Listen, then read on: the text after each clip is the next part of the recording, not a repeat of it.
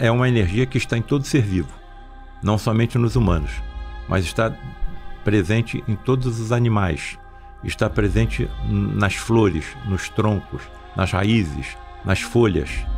E essa energia pode ser utilizada em benefício do próximo.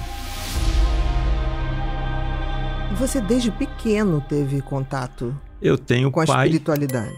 eu não digo tive, né? Porque meu pai e minha mãe continuam vivos. Mas os dois eram médiums, certo? Médiums ostensivos. Inclusive, os dois. Inclusive, através do meu pai, alguns fenômenos físicos eram perceptíveis. Por exemplo, o odor de arruda, o odor de perfumes de rosas surgiam do nada. Isso através da mediunidade de efeitos físicos do meu pai. Os médiuns de efeitos físicos são os indivíduos extremamente raros em toda a história da humanidade. Mas graças ao seu trabalho, graças à energia mediúnica desses indivíduos, grandes informações nos foram trazidas. São raros. São raros. Agora, por quê? Porque nós estamos habitando um planeta ainda muito atrasado, um planeta de provas e expiações. Então, a psicosfera desses planetas dificulta a utilização dessa energia que deles se desprendem com mais facilidade do que em nós. E essa energia principal foi batizada com o nome de ectoplasma. Que essa energia, me corrige, eu quero tentar entender mesmo e aprender. Essa energia ectoplasma é essa energia que habita em nós, que traz essa capacidade para a realização de coisas que a gente nem imagina que somos capazes? Sim. Agora, é uma energia que está em todo ser vivo, não somente nos humanos, mas está presente em todos os animais, está presente nas flores, nos troncos, nas raízes, nas folhas. E essa energia pode ser utilizada em benefício do próximo. Até onde eu percebo, era o que acontecia com o médico dos médicos, Jesus. Perceba o seguinte, ele está numa multidão e de repente ele se volta para os seus discípulos e diz: quem me tocou? Senhor, estamos numa multidão, como podemos saber quem lhe tocou? Mas eu senti sair de mim alguma energia, alguma virtude. Então, dele saiu, até onde eu percebo, uma energia ectoplasmática e que curou a tal hemorroísa. Então, o que ajudou na cura daquela enferma? A energia proveniente de Jesus e a fé, a colocação em condições adequadas para receber esse auxílio. Então, agora, a fé seria o Wi-Fi, digamos assim, de receber aquela informação, aquela energia. A fé cria a situação adequada para que isso aconteça. Exatamente. Agora, perceba comigo, não foi ele diretamente que a curou. Então, como foi utilizada essa energia que dele se desprende? Até onde eu percebo, sou muito cuidadoso, é uma hipótese minha. Claro. Médicos que o acompanhavam, que se utilizaram da energia que dele se desprendeu e da fé da mulher hemorroísa, criando então uma psicosfera adequada para que ela fosse atendida.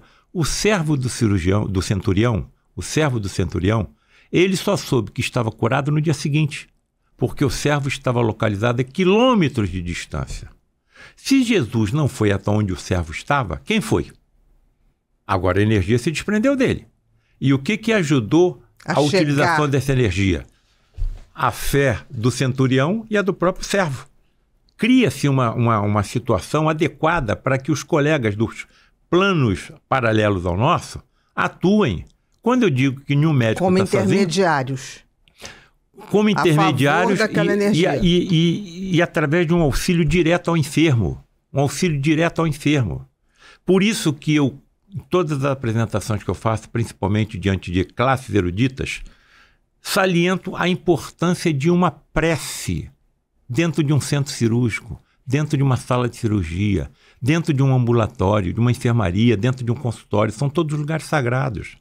E aí nós conseguimos criar uma situação adequada, uma psicosfera adequada em torno do paciente que facilite a utilização dos médicos que nos acompanham. Perfeito. É o que eu acho que aconteceu com Jesus. Claro que quando passar por outro lado da vida eu vou saber se isso é verdade ou não. Mas como eu sou imortal... Bem provável. Tenho assim, muita convicção. Exatamente. É uma ideia, mas é uma ideia baseada em observações, em percepções e até em acontecimentos que estão registrados no maior livro de todos, a Bíblia.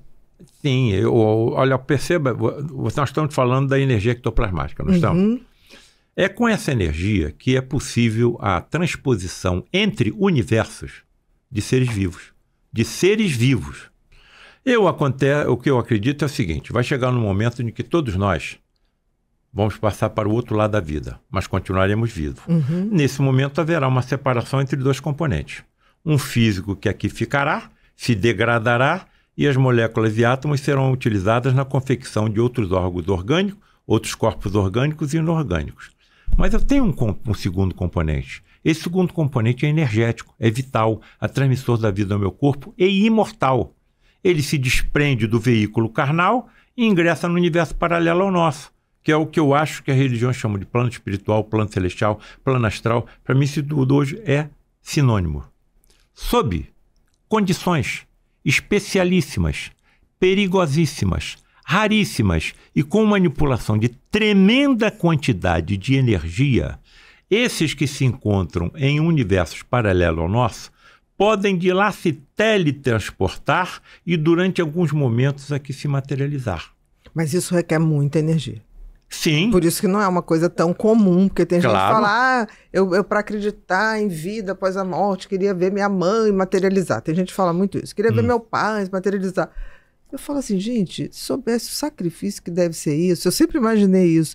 Não é assim. Não. Não é uma coisa simples. E pedir isso, eu acho até um abuso. Claro. E essa manipulação tem que ter inteligências sublimes controlando essa energia. Exatamente. Certo?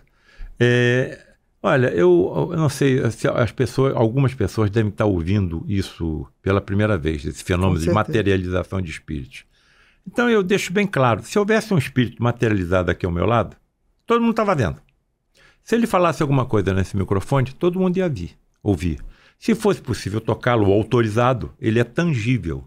Durante alguns momentos, eles podem se teletransportar e se materializar, às custas da energia ectoplasmática de um médium que entra em transe mediúnico, desmaiar, em decorrência da grande produção do hormônio do sono pela glândula pineal ou epífise, chamado melatonina. Desmaiam e começam a expelir pelos orifícios naturais do corpo o ectoplasma. Me parece que era o que Jesus fazia. Cuspir na terra, fazer uma lama, aplicar essa lama na vista de um cego e ele voltar a enxergar? E se não foi lama? E se não foi saliva? E se foi ectoplasma? E se eu tivesse conhecimento científico que me permitisse teletransportar células do corpo extrafísico de um cego para o seu olho? Eu ia curá-lo. Mas eu vou precisar de profundo conhecimento científico e também de uma conformação genética apropriada para que eu possa manipular as tremendas quantidades de energia existente em mim. E eu só estou, sem falar nas energias físicas, nós estamos falando de uma energia extrafísica que é o ectoplasma. E há poucos minutos, nós estávamos conversando e você me indagou, mas por que são tão raros tais fenômenos? Porque estamos habitando um planeta de provas e expiações. E se é uma energia tão poderosa, o que um fundamentalista, o que um terrorista não faria com essa energia? Muito estrago. Muito estrago. A Terra seria ainda mais perigoso. Seria um inferno pior do que o descrito por Dante Alighieri na Divina Comédia.